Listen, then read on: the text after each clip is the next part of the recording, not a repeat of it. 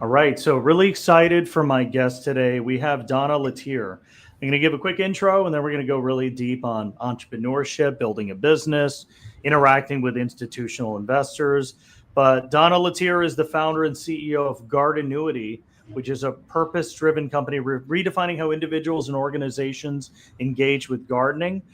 This launched in 2017, and Gardenuity was built to make gardening accessible, intentional, and relevant to modern lifestyles, transforming it into a tool for wellness, mental health, and human connection. To date, Gardenuity has supported more than 5 million harvests across 500 companies nationwide, demonstrating both strong adoption and scalable impact. The company is backed by strategic investors, including Scott's Miracle Grow, the Hunt family, the owners of the Kansas City Chiefs, and John Ledecky, the owner of the New York Islanders. So it's interesting to kind of work with people that kind of have an athletic and sports background. So I think there's some interesting, things to learn about that. But, why don't we start from the beginning, Donna? Tell me a little more about, you, who you are, your early education, your first career experiences, and how that shaped the way that you think about brands, purpose, and ultimately entrepreneurship, and then maybe lead into your origin story. Well, Joel, first, thank you for having me. And let me kind of correct one comment. Scott's Miracle Grow, I'm a huge fan of, love everything about their leadership and everything about what they're doing for the industry. They are not an investor Okay, in it's good to know. Gardenuity, but we do partner with them. Sure, great. And Bonnie Plants is one of our investors. So excited to be here today. I always love sharing kind of the story of how we've grown, and if it can impact somebody else and give them a little bit of confidence to step out on their own, then that's great. You asked about my background, and my background really has been in retail. I've been very fortunate to have some incredible mentors throughout my career. And we really, when Julie and I started Gardenuity, we looked at the intersection between wellness, horticultural science, and the home and garden, lawn and garden category. And we thought, how can we update it for the way we live today? And I think when I think about my background, I think really good brands aren't just selling a product, they're actually selling a story and a lifestyle opportunity, and one that will make an impact on the end user's life, which I think helps build trust over time. Sure. That's amazing. So, when you kind of started building this, you built a strong foundation and brand strategy. What moments or insights from that chapter made you realize that you wanted to build something of your own? Tell me a little more about the origin story and, maybe the first version of Gardenuity and how it's evolved to where it is now. Okay, Joel, there's actually been a lot of versions. Okay. As any entrepreneur, I think will Mhm. tell you, you go in with one idea, and if you don't let the data help you create the Mhm. narrative, then you're not really doing what you need to do as an entrepreneur, because the Yeah. data is full of story points. Mhm. Um, when we started the company, it was the idea of evolving and architecting a really important category. And I think that that's been something Julie and I have focused on. It's taking a category that was really transactional Mhm. into helping it build relationships with the end consumers. And well-being has been a natural foundation from the very beginning. We knew we wanted to make it accessible to everybody. Everybody has always talked globally about the wellness benefits that come from gardening, but the active gardening was not really relationship based. And so we are that invitation to try to build Sure. confidence. And I think that it's an exciting opportunity. We get to update a really strong category that has truly some of the nicest people you'll ever meet, but it was time to update it. And I think that we've really built some measurable engagement through each season of Gardenuity. So where we thought we were going to really drive revenue growth in one category, we read the data and recognized that there's opportunities for revenue through other categories that we hadn't even considered. Sure. So walk me through kind of the first pathway to revenue, and then kind of some things that you learn from the data in terms of like other pillars and other ways to monetize. Sure. Any entrepreneur, I think, who doesn't admit that they've got a little bit of luck, Hmm. we've been lucky. Sure. We've worked really hard, but we've been lucky too. So we got a call from a big insurance company, and this is before we were really doing any B2B.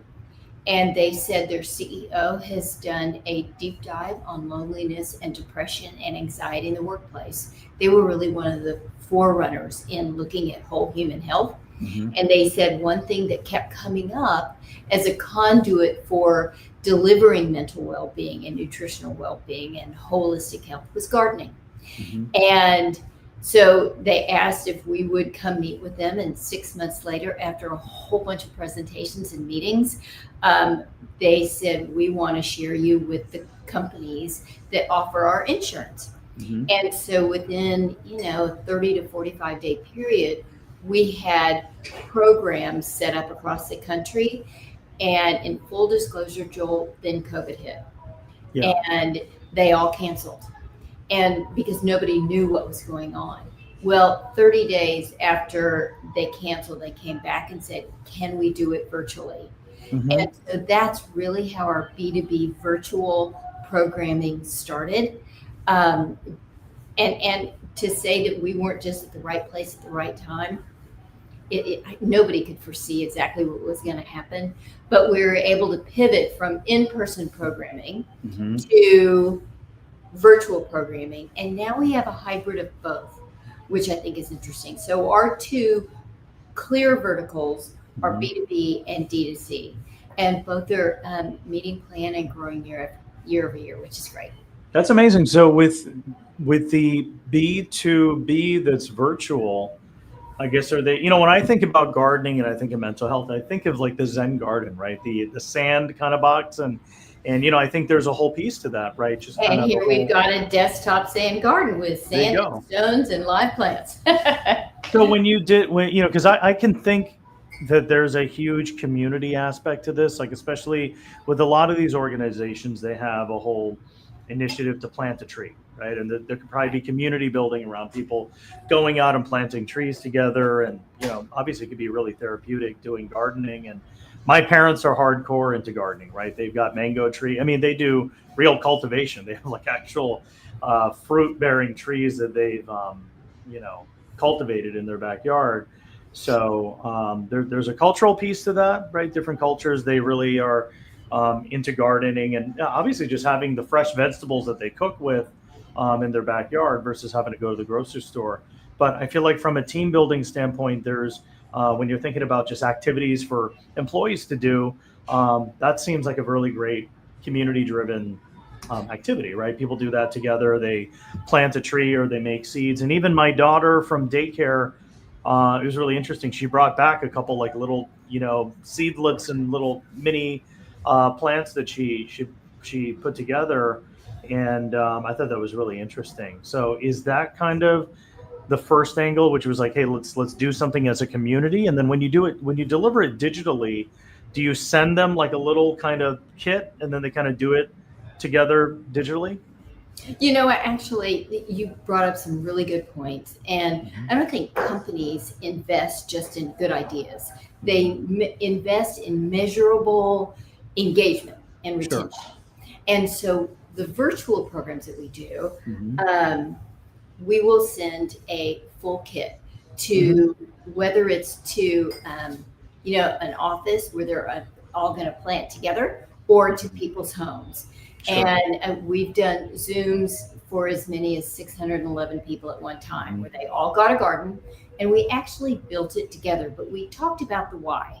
The kids make it successful and easy because the science behind it has been handled, Sure. but you have to engage to do it yourself. So Hmm. it's amazing when you're with your colleagues, your customers, or your peers, and whether you're together kind of digging in the dirt or you're virtually digging in the dirt, you've got your pets and partners and kids with you, conversations happen.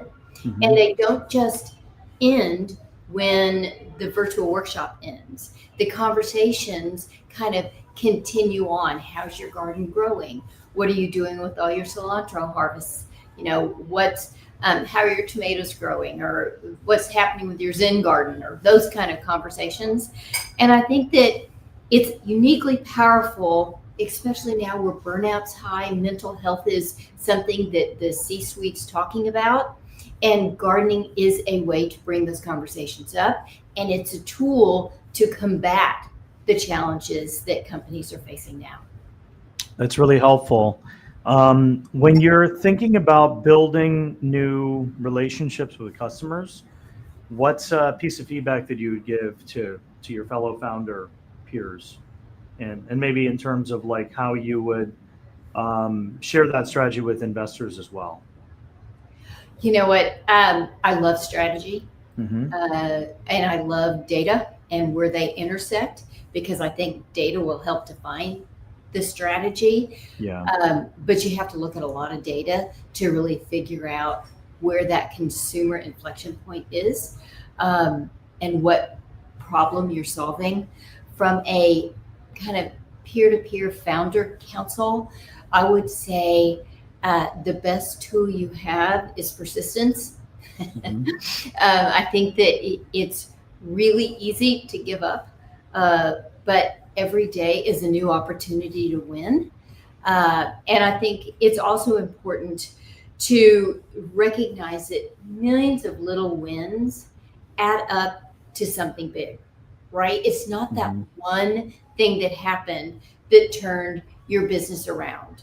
It's a whole bunch of little things. And Mm-hmm. I think that for me, it's when customers say, oh my gosh, I harvested my first tomato.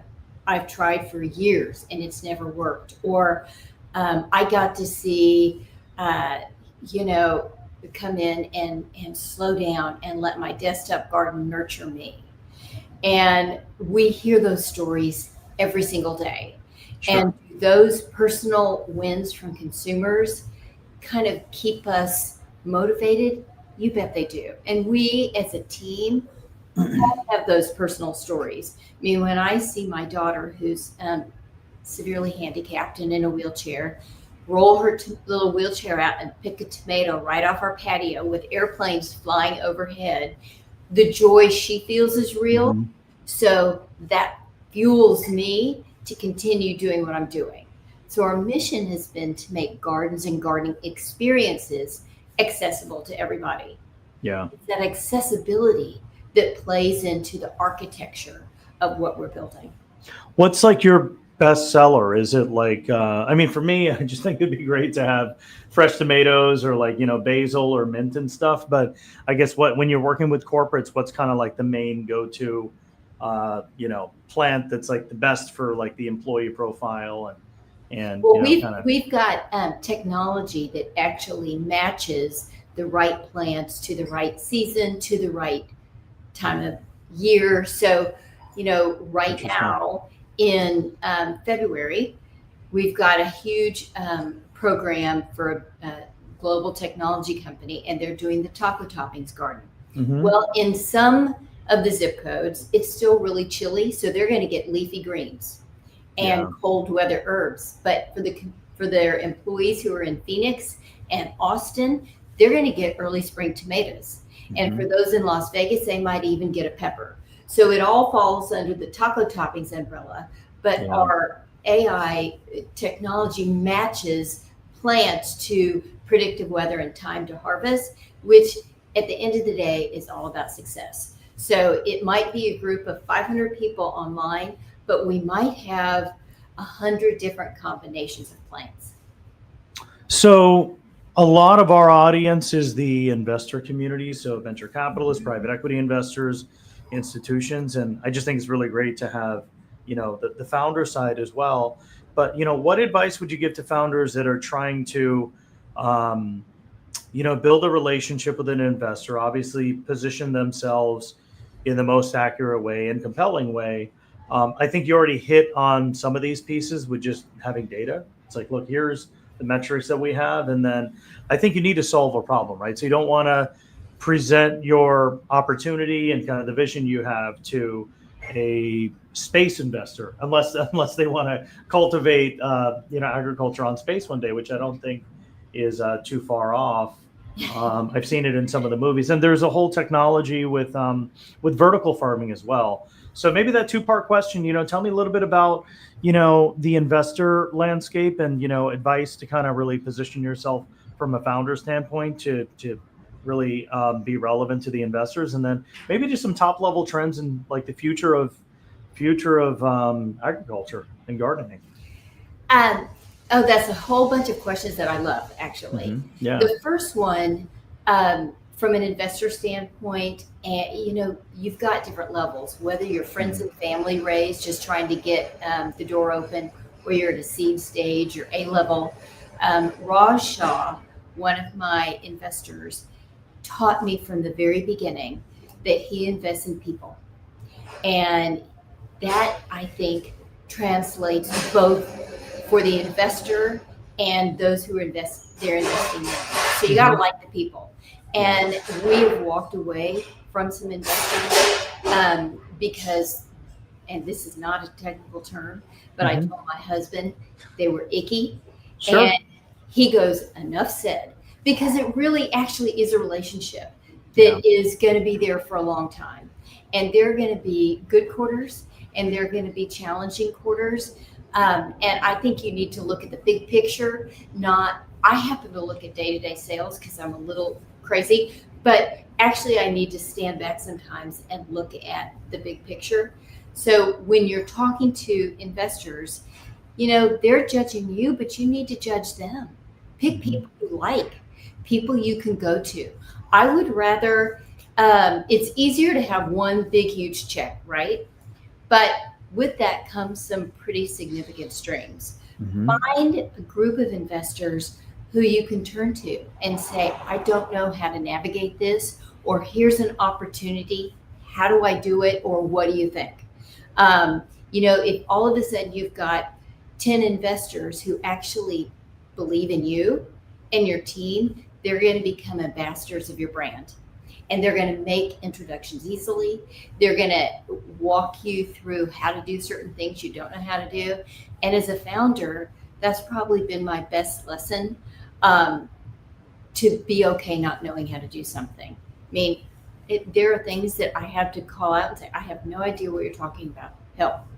And that's okay. I mean, a good leader is comfortable asking for help. So to circle back specifically, be really picky about who you let invest. And they need to like you and you need to like them. I'm a big fan of good family offices.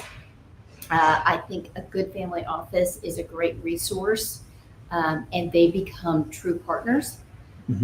And they're not looking at it just as numbers. And they know that the path is not going to be totally straight. They know that there's going to be pivots along the way. And there are really good family office communities in every city. And one introduction can introduce you to a lot of family offices. Sure.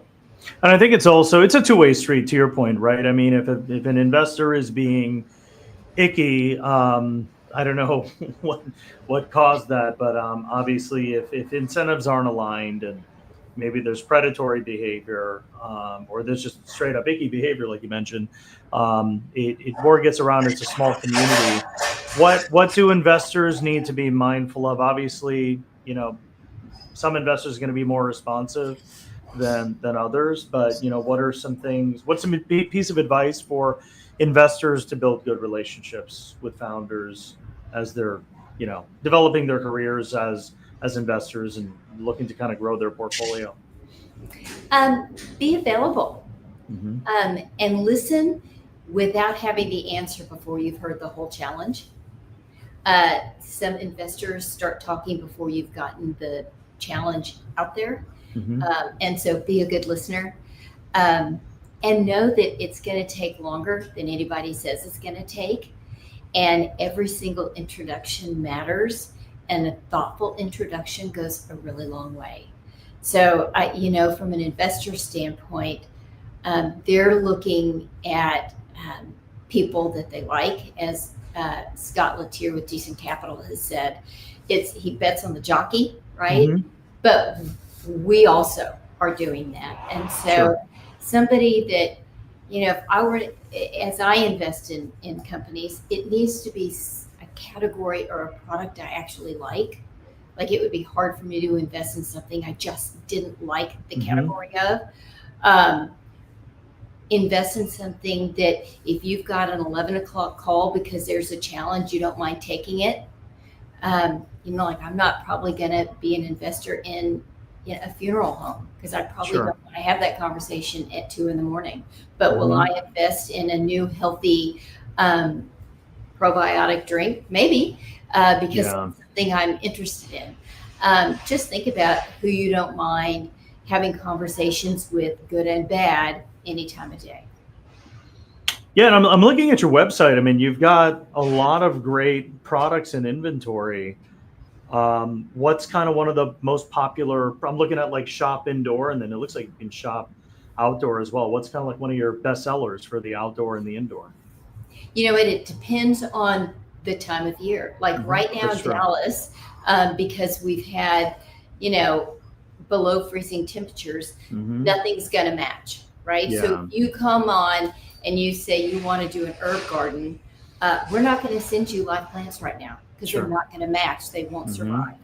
Um, so in the spring, our outdoor gardens are probably the number one category. Desktop gardens and Zen gardens are doing very well. January is a big month for microgreens. People are trying to Hmm. get healthy. And then we've got giftables. So, giving something that grows and brings life and an opportunity to nurture and be nurtured is always a good gift idea. So we built the business, Joel, so it would be 12 months a year. A lot of Sure. gardening companies, they make their year between March and May. Hmm. We actually have an incredibly strong fourth quarter, and our first quarter is already off beating last year's numbers. So Sure. we've really built a 365-day-a-year business. Yeah, that's amazing. And then it sounds like you've built some. I think you were mentioning earlier that you built some technology that kind of matches the type of product on the season, and then probably. I mean, I think it'd be interesting too if it's like based on the type of business, right? If you're a SaaS business, maybe you resonate better with like certain types of products versus like an e-commerce business. I don't know if that's that granular, but I think as you evolve like that matching algorithm. I think there's like a lot more data that you'll see, and it seems like you're already seeing some of that data. I see you smiling, so I'm a bit of a data nerd Well, myself. So it, you know, we're all busy, right? hmm And if I'm a brand new gardener and I'm intimidated anyway, and I go to a fabulous big box retailer, and hmm I'm a big fan, and I see 30 different soils on a shelf, sure. that can be overwhelming. So, Hmm. how do we help them decide what's best? So, our platform is based on matching the right soil and nutrients to the plant's needs Sure. because a succulent has different needs than a tropical plant, than herbs. And Hmm. so, we really want somebody to find success, but we take the guesswork out so that the experience becomes what they talk about and what excites them and what they want to do again and again and again. Sure. What are some of one thing that I mentioned earlier before we started was just the benefit of working with family offices. A lot of them are business families. So a lot of times when they invest, they put their business cap on. A lot of times they can add a lot of value as well because they just have resources. And, if you're looking for support with go-to-market strategy, they probably have a lot of resources and relationships with marketing and business development because they have a holding company of multiple businesses. What are some other observations that you've seen when kind of engaging with family offices versus just typical venture capital investors? I think two groups of investors that I really enjoy working with Hmm. are certainly family offices, Sure. but I also institutional investors, somebody Hmm. who's in your category Yeah. who can help you navigate this a category you're new in. Hmm. Yeah. Uh, Family offices, they have a wealth of knowledge and experience. Hmm.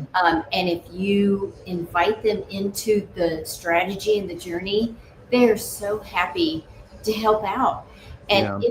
if that's not the kind of, if they really have the MO, we just write checks and Hmm. we hope that 1 out of 10 hit. If that's the direction you choose to go, great. That's not how we went. We went with people who can actually help us along the way, and Sure. we've been very fortunate.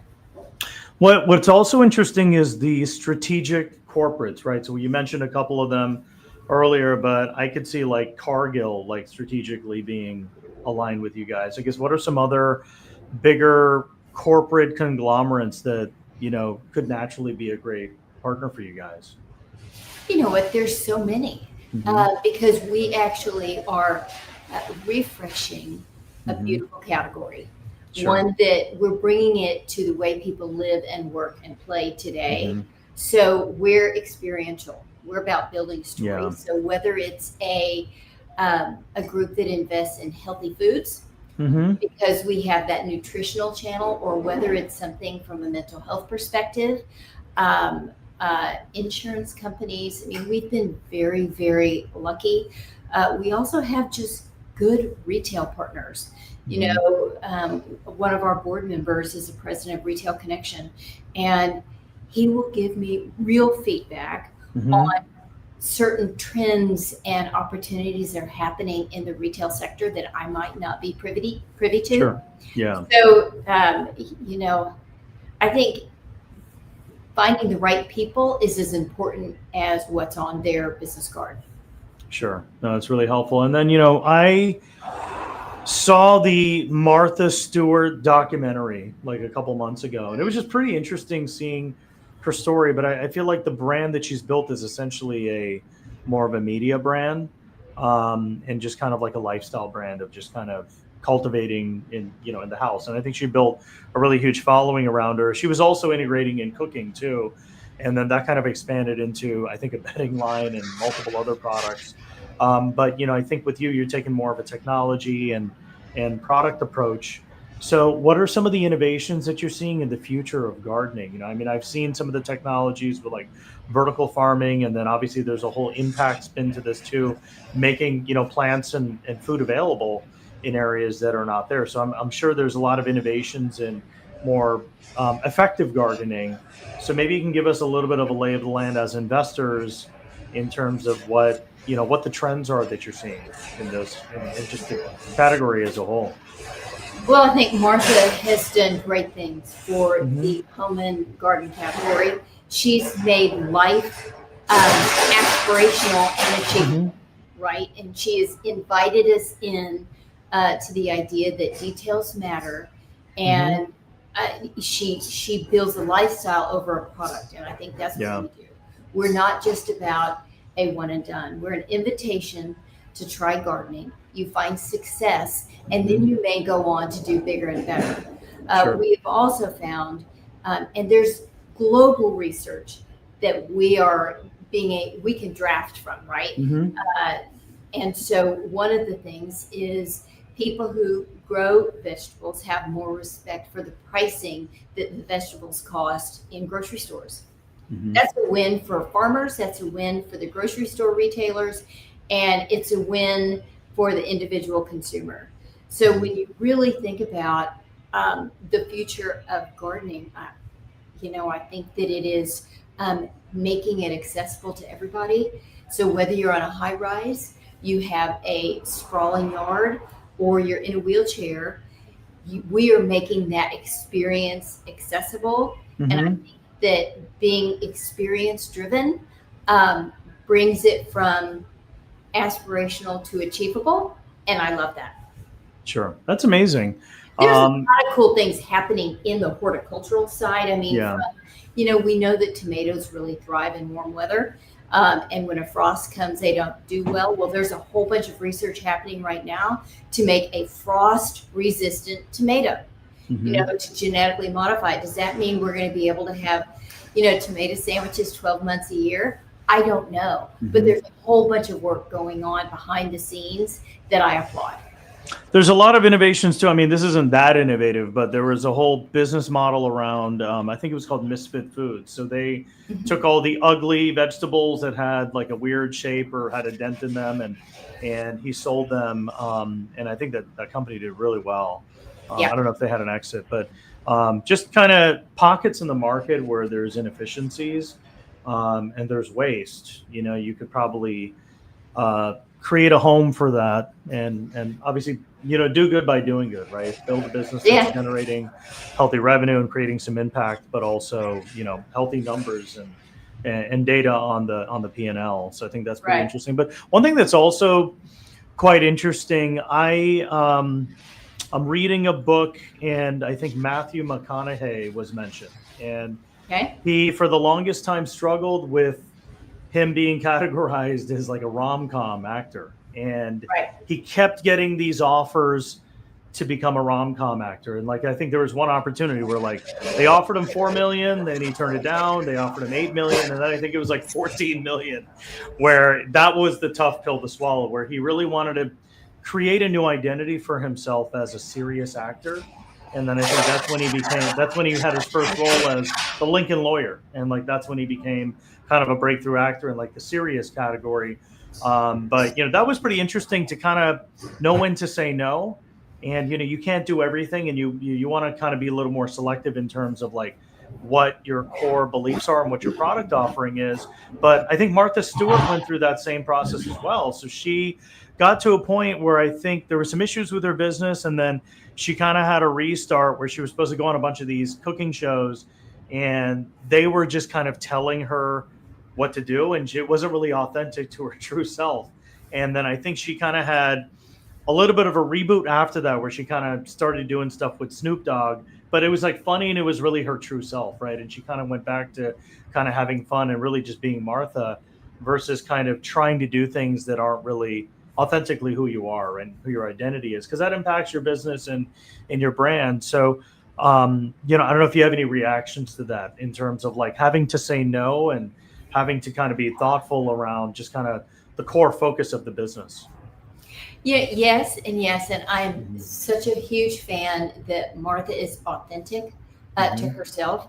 I think Yeah. she has opened up a window for entrepreneurs of any age to have the courage to try. I mean, Yeah. as we were raising money, and someday I need to write all this down. We had somebody say, "Wow, are you not just old? Shouldn't you want to be home and retired?" Yes, somebody say literally, "Wow, you have a special needs child. Shouldn't you like be taking care of that child?" I Yeah. mean, like it's astounding. And I Mhm. think of somebody like Martha Stewart, and I Yeah. think she is true to who she is, Yeah. and the products are all of a certain level of excellence. Yeah. And I think that that's really important. I think Mhm. she lives the products that she Sure. creates and shares, which is cool.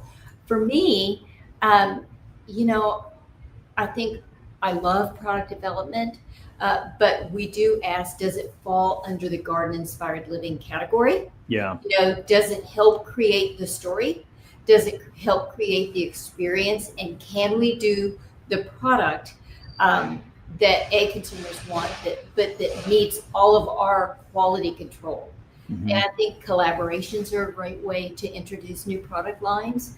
I think that there's some great brands out there that we would love to work with, that we're having some opportunities come our way now. And I think that's a good note for founders. And there's some really exciting businesses coming down the pike. Mhm. One of my jobs, I think, is to be an encourager to these new founders, but to say, is there a way we can work together? So Yeah. that's been really fun. Absolutely.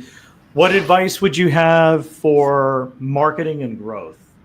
What are some things that you've learned across, I'm assuming media buying and user acquisition? Any advice you'd have for founders? And I'm happy to share some of my learnings too.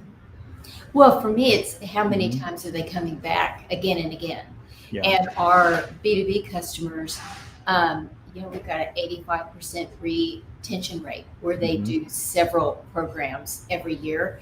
year after year. So that means their employees like it and it's Mm-hmm. tested well. From a consumer standpoint, we do have a loyalty program, and it's always fun to see people using their GrowPro perks to get free product. Mm-hmm. So that means they understand the benefits of working with and growing with Gardenuity. Um, Media buying, you just have to read the data. I mean, Mm-hmm. it's not my expertise, but I think that people live their life digitally now. And so research happens online, Mm-hmm. feedback happens online. And as important as the digital aspect is, I think to have a real human component is Mm-hmm. important. So when somebody reaches out to our GrowPro, and we do weather alerts, we track everything by zip code. I mean, we're very attuned to, we even know the pH level of the water in every zip code across the country, Mm-hmm. so we can really Yeah. guide people to success. But we have real life people. So if Sure. somebody, AI certainly streamlines the process, but at the end of the day, if somebody is new to gardening and they want to ask and talk to a human being, we've got that human being accessible to talk to. Yeah, absolutely. Yeah, I mean, I think you're right. I mean, I think as an investor, there's specifically different KPIs that are relevant if you're a B2B investor versus a consumer or, e-commerce brand. I would say on the consumer side, what is the cost to acquire a customer? I think for you, Right. definitely like the repeat order rate is important. And then if you're doing subscriptions, there's definitely a churn rate, right? So like, I mean, just like look at Netflix, right? I mean, people use Netflix for a couple months and then they cancel and they maybe come back, and there could be some seasonality to it as well. Right. So kind of personalizing it to the type of the people that buy on a certain type of seasonality also. And then with enterprise, I mean, the beauty of like software is, once you have the software, you build it once and then you sell it 1,000 times. Or you have the software, there's maybe a back office team that maintains it, but then you can go out and have an enterprise team that sells that one thing over and over again. Right. So that's pretty interesting as well. I mean, So I think every company needs to assume they're a tech company. mhm. How can technology better make the experience for the end user? How can it improve that end user experience? And when you use tech to manage your inventory, then somebody's not going to order something that's not available. When you use technology to speed up delivery, then they're going to be happier at the end. To track weather, they know their plants are going to arrive safely. So technology is a foundation, but it's real people and real experiences that I think bring our story to life. Sure. So if we lived on Mars, do you think we could still plant plants in like a contained environment? I guess could they ship up, in theory, the seeds to Mars and grow them there? Do you think they'd survive if they were contained in the right environment? Well, if they were delivered by Matt Damon, Yeah, exactly. wasn't he the one on Mars who grew all the potatoes? Yeah, that was a good movie. Yeah, it was a great movie. In theory, I mean, Mm-hmm. in theory, Yeah. I haven't really thought about that question a lot. Sure. I want people here to experience getting their hands dirty Mhm. and the benefits that come from it. But where we're going to be in the next, 250 years, who knows? Yeah, absolutely. But gardening's been around a long time. Yeah, absolutely. And I think it really brings the community together, which is one of the big sticking points to kind of the mental health and the well-being. Doing things and being part of a tribe definitely helps. Especially when you're dealing with the stressors of family, your health, and then also just kind of the pressures of like excelling in your professional life as well. Well, and there's science that shows anxiety and gratitude cannot coexist at the same time, right? Mhm. And so Sure. gardening has been proven to increase your level of gratitude so that Mhm. automatically dissipates some of the anxiety. And I think that's important. And I think one of my mentors actually is Ariana Huffington. And I learned that through her access without well-being is not sustainable, right? Sure. You need to rest and have reflection. And gardening is a way to do that, even if it's just misting a desktop garden in the morning Mhm. or going out and checking on your tea garden on the patio for 3 minutes. You're engaging with nature, and nature will absolutely nurture you if you let it in. Yeah, that's amazing. Well, to close us out, first off, just really appreciate you taking time to share your story. And I think there's a lot of really helpful nuggets of wisdom from both the investor standpoint, but then also as you're building and scaling a company that's backed with investors, making sure that you're taking care of your stakeholders. What's one you have some really high profile mentors and really great people to learn from. But if you had to just give us one piece of advice, it could be from a mentor or it could just be from like a family member. What's a piece of advice that you'd want to share with us for us to take back with us? Stewardship over speed. Mm-hmm. I think that's important. And persistence. Let it be your season. Every season has a reason. I mean, right now, seeds that are underground are resting before spring, but they're not engaging and getting their energy ready. Every season has a reason. So let that season kind of draw you in. Sure. And I'm all about the hustle. I mean, I think you have to hustle. It's hard, but it's fun. And gather around people who believe and will challenge you, are smarter than you, and will say no. I mean, my co-founder has a power of no. When I want to spend money and I beg and plead, I think I have a great idea. She has the power of no, and I have to listen. Yeah. Like just out of curiosity, this could be anonymous, but this is just for the investors that are building their skill sets. What does an investor do that gives you the ick? Oh, there's a lot of things.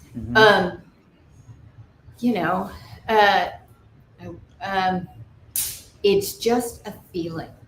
I mean, my co-founder and I went and did a pretty compelling pitch when we started, and both of us left. They wanted to write a very large check, and both of us wanted the money, but we had the ick, and it was a feeling. We just didn't align on how to grow a business. Sure. And so I don't know that there's any one thing, but you gotta like them. They have to like you. It's a long road. It's a 7 to 10 year road. I mean, there's marriages that last. I mean, there's business deals or marriages that last longer, right? So, You're so it has to exactly be right. someone that you want to be with. I would say, look, I mean, I hear from the investor's perspective that like founders need to be coachable.